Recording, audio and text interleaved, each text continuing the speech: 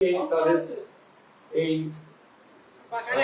দেশনেত্রী জানাজা, দাফন, মন্ত্রসূচির সমস্ত কাজগুলো সুষ্ঠুভাবে সম্পন্ন করার জন্য কোঅর্ডিনেট করার জন্য তারা আমাকে আমন্ত্রণ জানিয়েছিলেন ক্যাবিনেট থেকে। সেখানে আলোচনা হয়েছে, একটু পরেই আপনারা সেগুলো জানতে পারবেন, তাদের প্রেস সেক্রেটারি আপনাদেরকে জানাবে। আর আমাদের প্রধান উপদেষ্টা তিনি বোধহয় একটা জাতির উদ্দেশ্যে ভাষণ দেবেন।